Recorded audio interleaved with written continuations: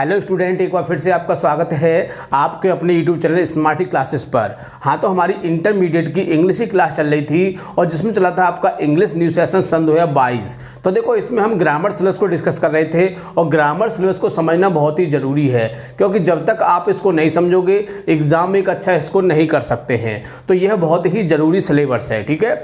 और देखो, हम आपको बता देते हैं कि इसमें 4 चीज़ों को डिस्कस किया जाता है। पहला होता है इसमें डायरेक्ट इनडायरेक्ट, दूसरा ट्रांसफॉर्मेशन, तीसरा सिंथेसिस और चौथा होता है इसमें आपका सिंटैक्स। तो देखो, मैं आपको बता देता हूं कि इसमें आपके 3 पॉइंट कंप्लीट हो चुके हैं और इस समय जो आपका टॉपिक चल रहा है वो चल रहा है सिंटैक्स, और जिसको बोलते हैं हम वाक्यों को शुद्ध करना। क्या होता है? वाक्यों को शुद्ध करना, यानी कहा जाए तो वाक्यों में कुछ गलतियां दी होती हैं और उन गलतियों को सही करना सिंटैक्स कहलाता है। तो देखो, ये भी अब खत्म होने को वाला है, क्योंकि इसका अब सबसे लास्ट टॉपिक चल रहा है। क्योंकि हमने आपको बताए थे कि इसके कुल मिला के 11 पॉइंट होते हैं, जैसे कि syntax of noun, syntax of possessive, syntax of pronoun, syntax of adjective, syntax of preposition, syntax of conjunction, syntax of adverb, है ना। तो इस syntax of participle, syntax of tense. तो इस तरह से आपके टोटल कितने होते हैं?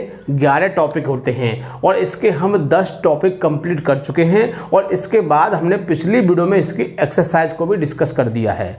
तो आज हम इसका जो 11वां पॉइंट है उसको डिस्कस करेंगे, यानी कि सिंटैक्स ऑफ कंजक्शन। तो देखो, कंजक्शन बहुत ही अच्छा टॉपिक है, मैं आपको पहले ही बता चुका हूँ, फिर बता रहा हूँ। कंजक्शन बहुत ही अच्छा टॉपिक है और कहा जाए तो कंजक्शन को यदि आपने नहीं समझा तो आपकी ग्रामर समझना बिल्कुल बेकार है। क्योंकि मैं आपको बता देता हूँ कि जो सिंपल, कंपाउंड और कॉम्प्लेक्स, यानी कि सिंथेसिस जिसको हमने आपको पढ़ाया था, और सिंथेसिस में जो कुछ पढ़ाया था हमने आपको, सिंपल, कंपाउंड, कॉम्प्लेक्स, वो किस पर डिपेंड होता है? वो कंजक्शन पर ही डिपेंड होता है। यानी कि यदि आपको कंजक्शन अच्छी तरह से आता है तो आप सिंपल भी कर सकते हैं, कंपाउंड भी कर सकते हैं और कॉम्प्लेक्स भी कर सकते हैं। इसलिए आपको कंजक्शन को समझना बहुत ही ज़रूरी है और उस समय हमने आपको समझाया भी था। और हम आज की वीडियो में, यानी कि कहा जाए तो वैसे तो हमारी ये सिंटैक्स की क्लास है, इसमें हम सिर्फ करेक्शन को ही बताते हैं, लेकिन आपको उसकी जानकारी भी होना ज़रूरी है। क्योंकि जब तक आपको कंजक्शन की बेसिक जानकारी नहीं होगी आप उसको ठीक प्रकार से नहीं समझ पाएंगे और उसको करेक्शन भी नहीं कर सकते हैं। तो आज की वीडियो में हम इसकी बेसिक जानकारी को बताएंगे कि कंजक्शन क्या होता है, कितने प्रकार का होता है, कौन कौन से कंजक्शन होते हैं, कंजक्शन कितने प्रकार के होते हैं, किन किन शब्दों से हम वाक्यों को जोड़ते हैं। तो वो सब बातों को हम आज की वीडियो में डिस्कस करेंगे। इसीलिए इस वीडियो को आपको बहुत ही अच्छी तरह से देखना है। यदि आपने इस वीडियो को मिस कर दिया तो मैं गारंटी देता हूं कि सिंटैक्स ऑफ कंजक्शन आपकी समझ में बिल्कुल भी नहीं आएगा। तो कहा जाए तो आज हम सिंटैक्स ऑफ कंजक्शन का सबसे पहला पार्ट डिस्कस करेंगे और 3 पार्ट में इसको पूरा फिनिश कर देंगे। इसके बाद जो आपका टॉपिक है सिंटैक्स, यानी कि पूरी तरह से समाप्त हो जाएगा। फिर आपका सिंटैक्स में कुछ भी नहीं बचेगा, फिर इसकी एक्सरसाइज कराएंगे, बस टॉपिक समाप्त और फिर आपका नया टॉपिक शुरू हो जाएगा, ठीक है।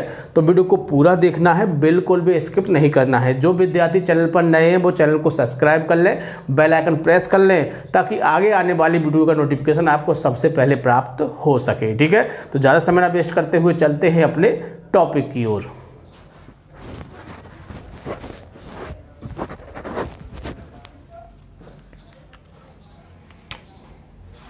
क्लास 12th इंग्लिश, यानी कि 12th क्लास की इंग्लिश की क्लास चल रही थी और जिसमें चला था आपका इंग्लिश न्यू सेशन सन 2022। तो देखो, हमने आपको अभी बताया कि हम ग्रामर सिलेबस को डिस्कस कर रहे हैं और ग्रामर सिलेबस को समझना बहुत ही ज़रूरी है, क्योंकि इसको आपने नहीं समझा तो मान लीजिए कुछ भी नहीं समझा।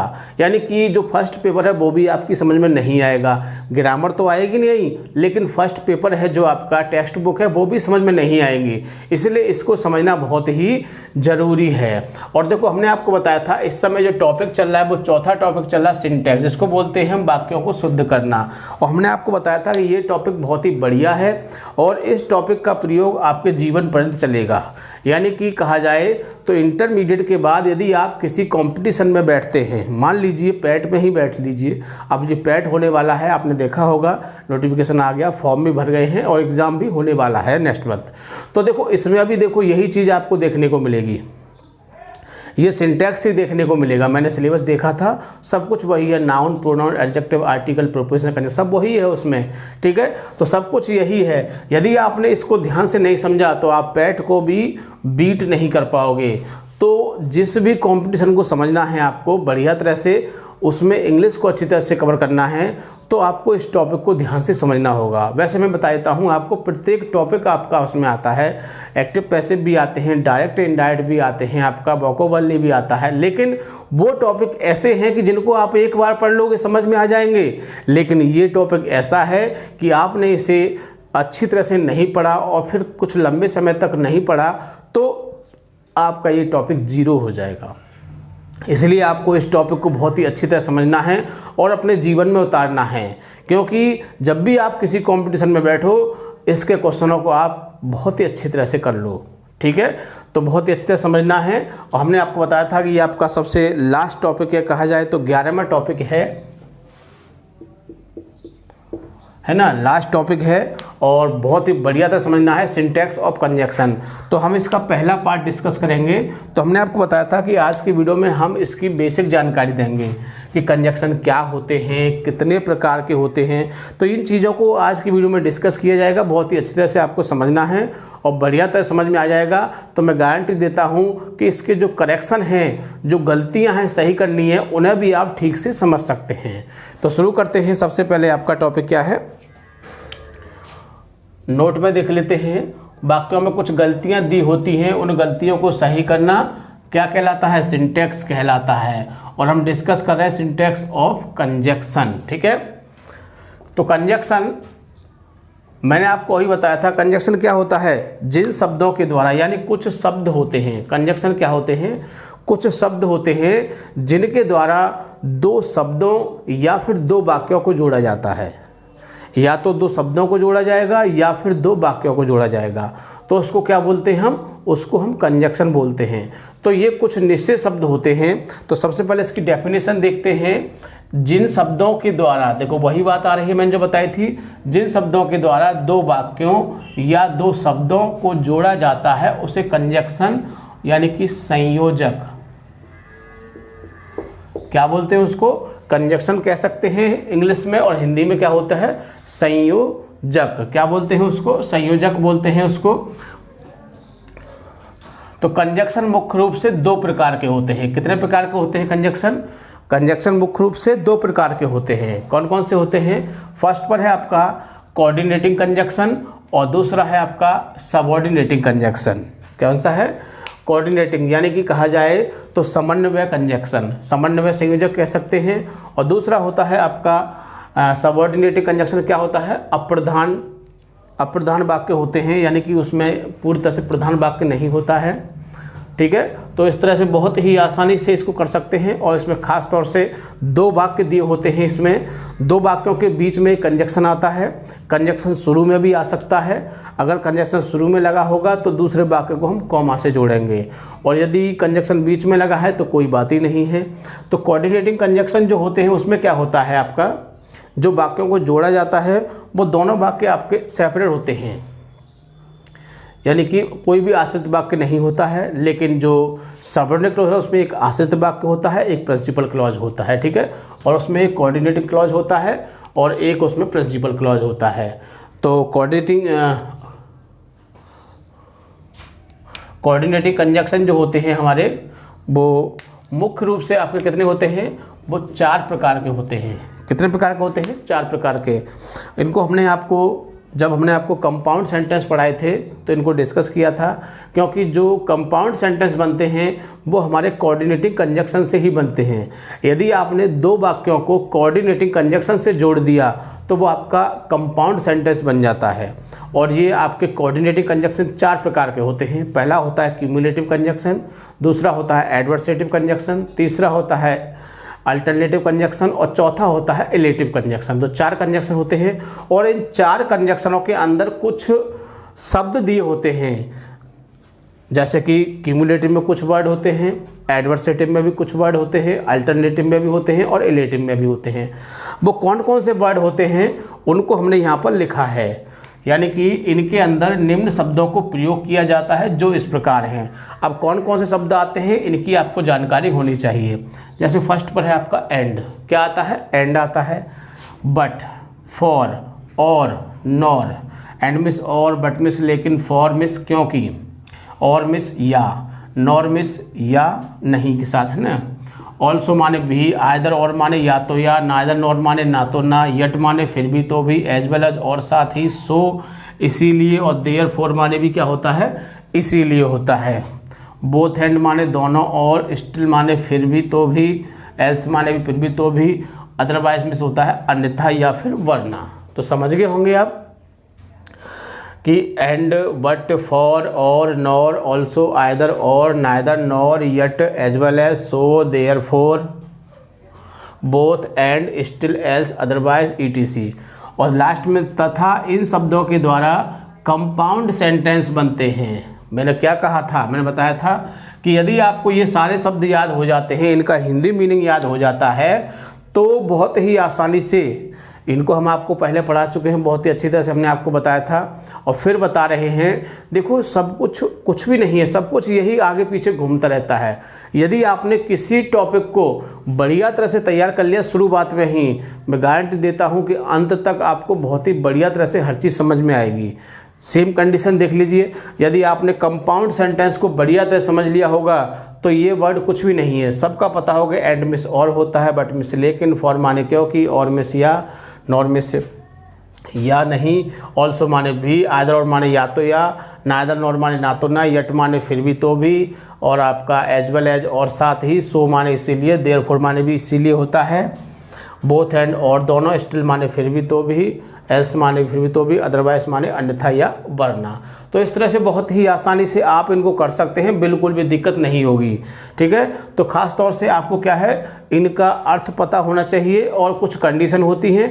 कंडीशन हम आपको बाद में बताएंगे जब इसको हम सिंटैक्स के बेस से कराएंगे, यानी कि अभी हम इसको आपकी बेसिक जानकारी दे रहे हैं, क्योंकि जब आपको ये नहीं पता होगा कि एंड मिस क्या होता है, बट मिस क्या होता है, और एंड और बट क्या है हमारे, एंड और बट हमारे क्या हैं, तो ये जानकारी होनी चाहिए कि एंड और बट क्या है, हमारे कंजक्शन हैं। तब आपको यही पता नहीं होगा कि हमारे ये कंजक्शन है, तो आप इसका यूज कैसे समझोगे, आप सेंटेंस को कैसे करेक्ट कर सकते हैं। तो इनके बारे में जानकारी बहुत ही ज़रूरी है। तो इन शब्दों को बहुत ही अच्छी तरह से याद रखना है, और ये भी याद रखना है कि इनसे क्या बनता है आपका, इनसे आपका कंपाउंड सेंटेंस बनता है। ठीक है, तो इन शब्दों को ध्यान में रखना है। अब कंपाउंड सेंटेंस कैसे बनता है मैं आपको पहले बता चुका हूँ, फिर बता देता हूँ एक बार कि इसमें एक साथ दो वाक्य दिए होते हैं और उनके बीच में अर्थ के बेस पर इनमें से किसी भी हम शब्द को लगा दें तो हमारा कंपाउंड सेंटेंस बन जाता है। ठीक है, समझ गए होंगे। मैं यहाँ पर आपको कंपाउंड करके नहीं बताऊंगा, मैं यहाँ पर सिर्फ आपको इसकी बेसिक जानकारी दे रहा हूँ। कंपाउंड के लिए समझना है तो प्लेलिस्ट में जाके आप सिंपल कंपाउंड कॉम्प्लेक्स की वीडियो को देख लेना, यानी कि जिसमें आपका सेंटेंसेज है उसको देख लेना, बहुत ही अच्छी तरह से आपके प्रत्येक चीज़ समझ में आ जाएगी। ठीक है, इसके बाद दूसरा कंजक्शन होता है आपका इसमें सबऑर्डिनेटिंग कंजक्शन। ये 3 प्रकार के होते हैं। कितने प्रकार के होते हैं? 3 प्रकार, यानी कि ये कंजक्शन 3 प्रकार के होते हैं, जिसमें पहला होता है नाउन क्लॉज, दूसरा एडजेक्टिव क्लॉज और तीसरा होता है एडवर्ब क्लॉज। पहला कौन सा होता है? नाउन क्लॉज, दूसरा एडजेक्टिव क्लॉज, यानी कि पहला होता है आपका नाउन क्लॉज, दूसरा एडजेक्टिव क्लॉज और तीसरा होता है आपका एडवर्ब क्लॉज। ठीक, 3 होते हैं, मैंने यही बताया था कि 3 होते हैं। नाउन क्लॉज के कुछ शब्द होते हैं, एडजेक्टिव क्लॉज के भी कुछ शब्द होते हैं और आपके एडवर्ब क्लॉज के भी कुछ शब्द होते हैं। तो इन तीनों के कुछ शब्द होते हैं जिनसे मिला के हम क्या बना सकते हैं? कॉम्प्लेक्स बना सकते हैं। क्या बना सकते हैं? कॉम्प्लेक्स। तो इन शब्दों से कॉम्प्लेक्स बनता है, तो ये बात भी आप समझ गए होंगे कि इन शब्दों से कॉम्प्लेक्स बनता है। तो ये 3 प्रकार के होते हैं, पहला नाउन क्लॉज, दूसरा एडजेक्टिव क्लॉज, तीसरा एडवर्ब क्लॉज। इनके अंदर निम्न शब्द आते हैं। कौन कौन शब्द आते हैं मैंने यहाँ पर शब्दों को लिख दिया है, जो इस प्रकार हैं। और देखो, जब हमने आपको कॉम्प्लेक्स पढ़ाए थे तो हमने इन तीनों शब्दों को अलग अलग लिखाया था बहुत ही अच्छी तरह से, कि नाउन क्लॉज में कौन से आते हैं, एडजेक्टिव क्लॉज में कौन से आते हैं और एडवर्ब क्लॉज में कौन से आते हैं। तीनों को अलग अलग बताया था बहुत ही अच्छी तरह से। और देखो, हमने इसको भी बताया था आपको, कोऑर्डिनेट कंजक्शन में बताया था कि क्यूमुलेटिव में कौन कौन से आते हैं और आपका एडवर्सेटिव में कौन कौन से आते हैं, अल्टरनेटिव में कौन कौन से आते हैं और इलेटिव में कौन कौन से आते हैं। तो उनको भी हमने आप बहुत ही अच्छे से डिफाइन करके बताया था, ताकि वो जो कंपाउंड सेंटेंस है आपकी समझ में ठीक से आ सकें और कॉम्प्लेक्स में ठीक से आ सकें। अब कौन कौन से वर्ड हैं इसके सबऑर्डिनेट कंजंक्शन को देख लेते हैं ताकि इनकी भी जानकारी हो जाए। जब इनकी अच्छी तरह से जानकारी हो जाएगी तो हम करेक्शन को बहुत ही अच्छी तरह से कर सकते हैं और समझ में भी बहुत ही बढ़िया तरह से आ जाएगा। ठीक है, तो देख लेते हैं कौन कौन से वर्ड हैं इसके। पहला वर्ड है आफ्टर, इसका मतलब होता है बाद। बिफोर मिस होता है पहले, इफ़ मिस होता है यदि, डेट मिस होता है कि, बिकॉज मिस होता है क्योंकि। देखो इनको हमने बहुत ही अच्छी तरह से लिख के विद हिंदी समझाया था, नहीं समझ में आ रहे हैं यहाँ पर आपके कोई वर्ड नहीं समझ में आ रहा है, किसी का मीन दिक्कत कर रहा है तो आप प्लेलिस्ट में जाके सिंथेसिस की वीडियोस को देख लेना, ये टॉपिक आपका बहुत ही अच्छी तरह से क्लियर हो जाएगा। अनटिल माने जब तक कि नहीं, ऑल्दो माने यद्यपि, टिल माने तक, दो माने यद्यपि, एज माने जैसे ही, व्हेन माने जब, वेयर मिस जहाँ, देन माने की अपेक्षा, विच मिस जो कि जिसके, हु, हुम, हुज, तीनों ही ये व्यक्तियों के लिए आते हैं। ये आपके रिलेटिव प्रोनाउन हैं आपके जो एडजेक्टिव क्लॉज के अंतर्गत आते हैं, इसके अंतर्गत आते हैं। इसके अंतर्गत दो ही शब्द आते हैं आपका, यानी कि डेट होता है और वाट होता है, ये दो शब्द ही सिखाता। तो यदि आपको पूरी जानकारी लेनी है कि किस में कौन सा वर्ड यूज होता है तो मैंने आपको बता दिया है, प्लेलिस्ट में जाके आप सिंथेसिस की वीडियो को देख लेना, सब कुछ क्लियर हो जाएगा। ठीक है, सिंस माने जैसे ही, अनलेस माने जब तक कि नहीं, ईटीसी। तो ये वर्ड होते हैं जिनको हम क्या बोलते हैं, सबऑर्डिनेटिव कंजंक्शन बोलते हैं। तो मैंने आपको बताया था ये कंजंक्शन है, तो ये आपके माइंड में होना चाहिए कि कौन कौन से कंजंक्शन होते हैं हमारा। अब बात आती है इनकी यूज़ की, किसके यूज़ की, तो इनका यूज़ कुछ कंडीशन बेस पर किया जाता है और वही कंडीशन हमारा इसमें सिंटैक्स ऑफ कंजंक्शन कहलाता है। यानी कि इसकी कुछ कंडीशन होती हैं और उन कंडीशनों के अकॉर्डिंग हम वाक्य को नहीं बनाएंगे तो गलत हो जाएगा और वही सिंटैक्स में आपका आता है। ठीक है, तो बहुत ही अच्छी तरह से आपको इसको याद करना है। कोऑर्डिनेटिंग में कौन कौन शब्द आते हैं इनको अच्छी तरह से याद करना है विद हिंदी। सबऑर्डिनेट में कौन कौन से आते हैं इनको भी विद हिंदी याद करना है बहुत ही अच्छी तरह से। तो हम आपको बता चुके हैं कि ये दो शब्दों या दो वाक्यों को जोड़ते हैं, उनको हम कंजंक्शन कहते हैं, हिंदी में इसको संयोजक कहते हैं।